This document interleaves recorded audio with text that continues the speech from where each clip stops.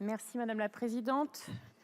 Monsieur le ministre, monsieur le rapporteur, chers collègues, nous achevons l'examen d'un projet de loi qui, à l'origine, avait une portée purement conjoncturelle, mais qui pourrait finalement faire date dans l'histoire des négociations commerciales de notre pays.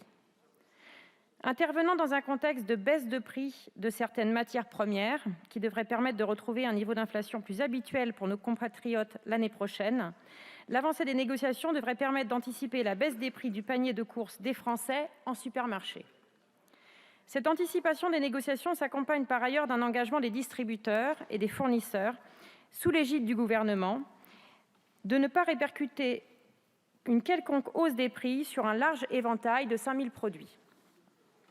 Ainsi, le Gouvernement agit concrètement pour réduire l'impact de l'inflation sur nos compatriotes les plus fragiles financièrement, et le groupe démocrate souhaite saluer cet engagement. Au-delà de cette question de l'inflation, les débats parlementaires ont permis de poser à nouveau la question même de la structuration des négociations commerciales dans notre pays. Et plusieurs questions ont été utilement soulevées. Devons-nous faire négocier les grands groupes en même temps que les PME ? Devons-nous conserver la date butoir du 1er mars ou laisser les acteurs négocier toute l'année ? Le cas échéant, dans quel cadre ? Est-ce que cela doit seulement concerner le secteur de l'agroalimentaire ? Quelle protection pour nos petits producteurs, nos agriculteurs, dans un contexte économique difficile et de transition écologique ? Voici quelques questions que pose le système qui prévaut aujourd'hui. La grande distribution alimentaire est conduite par quelques enseignes en situation d'oligopole, qui pose un rapport de force face aux industriels de moyenne et petite taille. Pour ces enseignes, la course aux parts de marché est lancée. Pour certaines d'entre elles, c'est la course aux prix les plus bas. Il y a encore quelques heures, Mel glanait sa première place au prix le plus bas.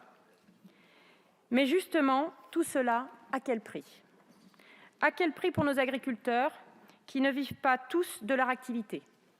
À quel prix pour les consommateurs qui se retrouvent à manger des produits de basse qualité ayant un impact direct sur leur santé ? Notre rôle, en tant que législateur, est donc de 3 ordres. Garantir aux consommateurs une alimentation de qualité, accessible à tous. Permettre le renouvellement des générations d'agriculteurs pour une alimentation plus souveraine et durable et qui permette de les rémunérer justement. Le tout sans rentrer dans une économie administrée dont nous aurons l'occasion de débattre dans quelques jours. Une équation, comme vous le voyez, donc difficile à résoudre. Dans ces négociations, face aux distributeurs, nous avons d'une part les grandes marques bien connues des consommateurs et d'autre part les petites et moyennes entreprises qui sont souvent gages de produits de qualité pour l'environnement et la santé, mais qui doivent se faire une place dans ce marché hyper concurrentiel. C'est un difficile équilibre que nous avons tenté de respecter dans ce projet de loi lorsque nous avons adopté un amendement du groupe démocrate visant à instaurer une différenciation entre PME et ETI et les grands groupes dans les négociations à venir. Et je tiens à préciser que cet amendement était soutenu par plusieurs groupes. Cette différenciation permettra, je l'espère, aux PME et ETI de mieux négocier leur visibilité dans les rayons, alors que le contexte économique actuel aurait tendance à les évincer. Cela permet de privilégier l'accès pour les consommateurs à des produits locaux, de qualité et porteurs d'emplois dans nos territoires. Mais comme je le disais, cette loi pose de nombreuses autres questions, dont l'opportunité de proroger cette expérimentation. Ce sont des réflexions que nous devons entamer sans tabou ni préjugés.